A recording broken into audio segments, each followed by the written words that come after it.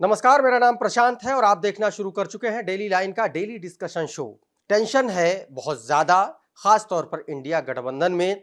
उत्तर प्रदेश से लेकर के कांग्रेस के अलग अलग राज्यों में भी जहां जहां से उम्मीदवार घोषित किए जा रहे हैं और जहां जहां से पार्टी से इस्तीफे हो रहे हैं।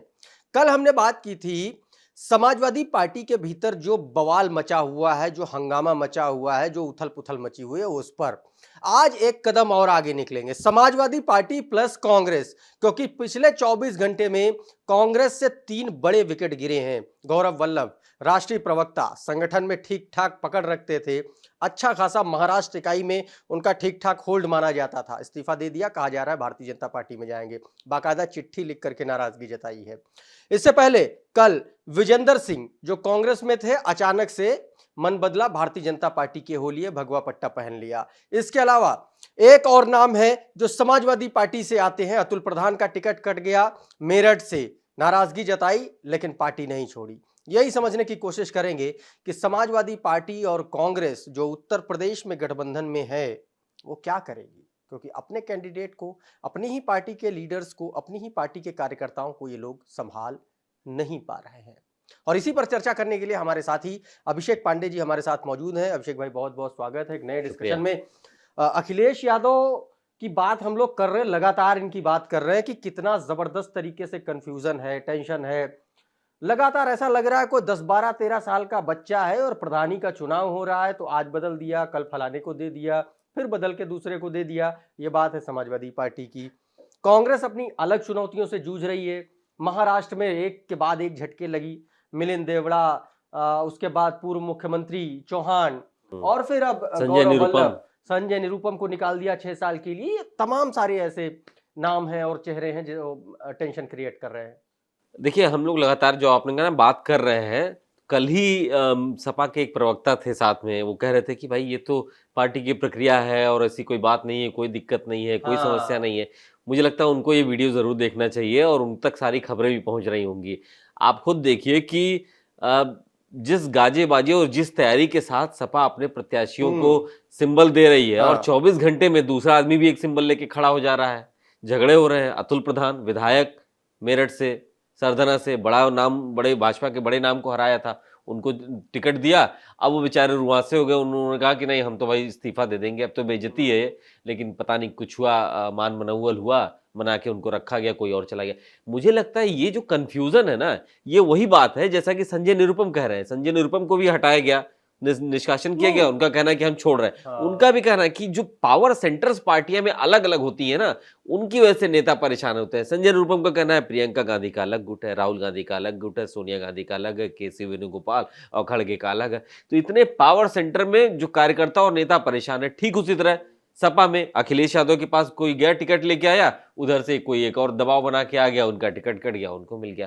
तो ये कंफ्यूजन है। इस बात को सपा के लोग, कांग्रेस के लोग जितना मान ले उतनी जल्दी बढ़ जाए। यह निर्णय की स्थिति है, क्योंकि कंफ्यूजन 1-2 जगहों पर हो सकता है, 6-6, 7-7 सीटों पर नहीं। बिल्कुल आप सही कह रहे हैं कि ये समझ नहीं पा रहे हैं कि निर्णय लेना। देखिए, प्रत्याशियां, ये समझ में आता है कि भाई किसी को टिकट मिला, किसी कारण से मना कर दिया, या लास्ट मोमेंट पे कुछ बदलाव समीकरण बने, ऐसे बने कि हटा दिया गया। 1-2 बार हो सकता है। लगातार हर सीट पे अगर ये दिक्कत आने लगती है तो मतदाताओं में भी एक संदेश जाता है कि अपने अपने कैंडिडेट नहीं फिक्स कर पा रहे हैं। जिस कैंडिडेट का टिकट कटता है वो भी तो नाराज होता है। भाई ऐसा तो है नहीं कि अतुल प्रधान चुपचाप अब बैठ जाएंगे। उनकी बेइज्जती हुई, ऐसे ही एसटी हसन की हुई, ऐसे ही तमाम नेताओं की हुई। तो ये समझना होगा कि एक संगठन के तौर पर संगठन जो निर्णय लेता है उस पर आगे बढ़ना चाहिए। इतने जब बदलाव होने लगते हैं तो इसका मतलब ऑर्गेनाइजेशन में कुछ दिक्कतें चल रही है, इसीलिए इतने बड़े बदलाव होते हैं। और उधर कांग्रेस में जो है सुरजेवाला जैसे प्रवक्ता, बयानवीर लोग, बताइए, हेमा मालिनी को बैठे बैठाए बयान दे दिया। अब सफाई दे रहे हैं, कह रहे हैं पूरा नहीं सुनाया गया, वो आधा अधूरा है, रेफरेंस है, काट के। अब आप कहते रहिए, जो आपने कह दिया वो तो हो गया खेल। अब देखिए भाजपा की जितनी महिला नेताएं हैं, भाजपा के जितने हैं, अभी अपर्णा यादव की प्रेस कॉन्फ्रेंस हुई, दिल्ली में भाजपा नेता लगातार प्रेस कर रहे हैं, सभी जगह पे जितनी यूनिट्स हैं बीजेपी की, सब जगह प्रेस कॉन्फ्रेंस और बाइट्स आ रही हैं कि देखिए ये नारी शक्ति विरोधी, ये ट्रेंड करने लगा, कांग्रेस का आचरण है, कांग्रेस का चरित्र है ये। और आपके पास एक अच्छा प्रवक्ता था, गौरव वल्लभ। मुझे लगता है कि कांग्रेस के प्रवक्ताओं में एक समकालीन जो इस समय हमने देखा, गौरव वल्लभ एक बड़ा अच्छा नाम था, पढ़ा लिखा नाम था, और मुझे लगता है कि उससे भाजपा के प्रवक्ता डरते थे। लेकिन आपने ऐसी स्थिति कर दी कि वो खुद छोड़ दिया उसने, और ऐसे ऐसे लोगों को रखे जो पार्टी को डिफेंड नहीं कर पा रहे, उल्टा और संकट में डाल दे रहे हैं। तो मुझे लगता है कि आपको लीडरशिप स्किल्स को भी तराशना होगा, देखना होगा। आप ये भी कह सकते हैं कि बुरा टाइम चल रहा है तो हर चीज जहां हाथ डाल रहे हैं सब जगह उल्टा ही हो रहा है, चाहे सपा हो चाहे कांग्रेस हो। यहां पर संगठन में अंदर जब तक आप यूनिफॉर्म नहीं होंगे कि ऊपर से जो हो तय हो नीचे तक जाए, जहां जब बिखराव होने लगता है तो ये दिक्कतें आने लगती हैं। या ये वो वाली बात है कि भाई पता है कि बहुत ज़्यादा कुछ कर नहीं सकते उत्तर प्रदेश में, तो उदासीनता का एक भाव है, और उस चक्कर में ये करा कि ठीक है तुम भी ले लो, तुम भी ले लो, तुमको भी दे देते हैं, इस चक्कर में टिकट कट रहे हैं और फिर बट रहे हैं। लेकिन नाराजगी तो इसी इसी से तो बढ़ रही है। कार्यकर्ता में भी भाई अतुल प्रधान के जो समर्थक रहे होंगे, 10-5 हजार रहे होंगे, जो उनके मन पे क्या चल रहा होगा इस समय। एसटी हसन के जो भी 2-4-5 हजार होंगे समर्थक, या तो उनके आप मन में देते क्या चल नहीं, रहा होगा। आपने एक तो बुला करके अपने सिटिंग एमएलए को बुलाया हम्म, और कहा कि ठीक है भाई संसदीय का चुनाव लड़ जाइए, लड़ और जाइए। उसके बाद आप उसका काट रहे, मतलब ये तो वही हुआ ना कि घर बुला करके बेइज्जती करना। हाँ, तो यही हो ही रहा हाँ। है, और आप गौतम बुद्ध नगर वाले के दिल पे क्या गुजरे होगी आप सोचिए। दिया लिया, दिया लिया। हाँ। तो ये मुझे लगता है कि ये मजाक है, ये मजाक है, इस मजाक को बंद करना चाहिए। आप निर्णय लीजिए। अगर आपने संगठन तराश के बनाया होता तो ये स्थिति नहीं आती जो इस समय दिख रही है। ठीक बात है। अमेठी और रायबरेली को लेकर के क्या, क्योंकि आप तो फील्ड में भी रहते हैं, क्या चर्चा, क्यों नहीं टिकट ये लोग जारी देखिए, कर मैं रहे हैं? आपसे यही एक्सपेक्ट कर रहा था, आपका सवाल यही होगा इस बार। हाँ। अमेठी और रायबरेली तो एक यक्ष प्रश्न बन गया है। मुझे लगता है नेशन वांट्स टू नो, देश का हर व्यक्ति जानना चाहता है कि भाई राहुल गांधी। अच्छा, आपने एक चीज और देखा, ये वायनाड तो चले गए राहुल गांधी, स्मृति ईरानी पीछे वहां पीछे वहां तक चली गई, वहां तक रोड शो कर रही, पीछे वहां तक कर रही है, कह रही यहाँ भी हम चैन से नहीं रहने देंगे। तो अमेठी आइए तो सही, यहाँ तो लड़ाई होगी, हम वहां भी हम आपको परेशान कर देंगे। वायनाड में कल ही राहुल गांधी ने पर्चा भरा है, और अमेठी में आज स्मृति ईरानी कैंप करके रोड शो कर रही है। यहाँ पे हिम्मत नहीं कर पा रहे हैं, यहाँ पे अब रायबरेली से प्रत्याशी नहीं उतार पा रहे हैं। ये एकदम ऐसा लगता है शून्यता में चली गई है कांग्रेस। इस तरीके से अनिर्णय की स्थिति, इस तरीके से वेट, क्या मतलब, ऐसा जो लग रहा है, संजय निरुपम का जो कहना है, इतने पावर सेंटर्स जो बन गए हैं वो निर्णय नहीं हो पा रहे हैं। तो ये पारिवारिक समस्या लड़ाई ये है। है, बिल्कुल, जो जमीन पर यस, दिख रहा ये कई कांग्रेस के नेताओं ने कहा कि फैमिली के अंदर भी इस समय फैमिली फ्रूट है, कुछ दिक्कतें चल रही हैं संगठन को लेकर के। आप ये बताइए, प्रियंका गांधी को general secretary without any charge, आपको नहीं देना चार्ज तो आप क्यों लिख दिए होते जनरल सेक्रेटरी, सिंपल। आपने आगे लिखा विदाउट एनी चार्ज, आपने हटाया उत्तर प्रदेश से। ये तमाम कांग्रेसी कह रहे हैं कि प्रियंका गांधी की जो अक्षमता थी निर्णय ना लेने की, उसकी वजह से उनको जबरन उनसे चार्ज लिया गया है उत्तर प्रदेश का प्रभार। जब राहुल गांधी वायनाड में अपना नामांकन दाखिल कर रहे थे, तो वो बॉडी लैंग्वेज नहीं थी प्रियंका गांधी की जो होती है अक्सर, जो देखी जाती है राहुल गांधी के साथ, वो उनका जो जेस्चर होता है वो नहीं दिखा।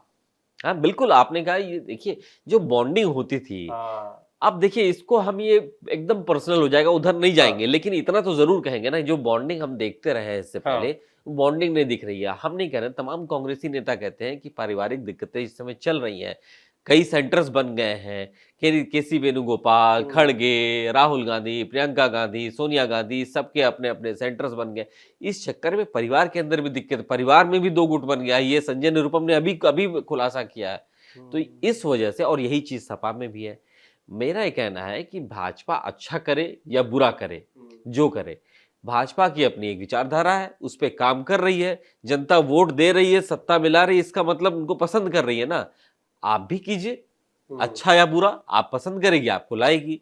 ये इस तरीके से मेल फंक्शन करना, इस तरीके से हमेशा रोना कि साहब ये गलत प्रैक्टिस से जीत के आ रहे हैं, आप तो प्रैक्टिस भी नहीं कर रहे हो ना, प्रैक्टिस भी नहीं कर रहे, प्रॉब्लम तो ये है, आप प्रैक्टिस भी नहीं कर रहे हो सही प्रैक्टिस। आपकी अभी तक तस्वीर ही क्लियर नहीं, पिक्चर ही क्लियर नहीं है। अमेठी रायबरेली से कौन आ रहा है, महाराष्ट्र में आप लोग क्या करेंगे, भयानक टेंशन के दौर से गुजर रहे हैं, आप वहाँ पर शिवसेना के दबाव में आ गए, सीधे तौर पर संजय निरुपम जो तैयारी कर रहे थे आपने उनको किनारे कर दिया।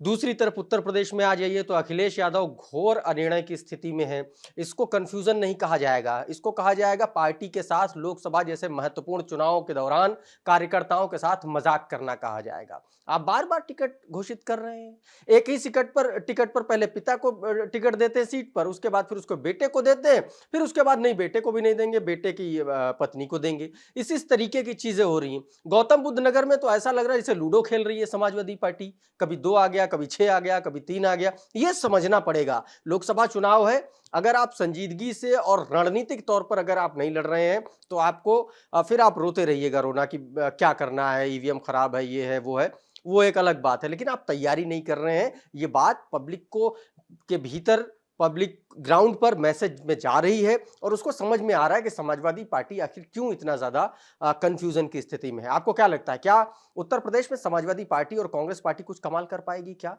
और कांग्रेस पार्टी अमेठी और रायबरेली सीट पर अपने कैंडिडेट क्यों नहीं घोषित कर रही है? आप हमें कमेंट बॉक्स में जरूर लिखिए। ये वीडियो अगर आपको अच्छा लगा तो उसको लाइक करिए, इसको शेयर करिए।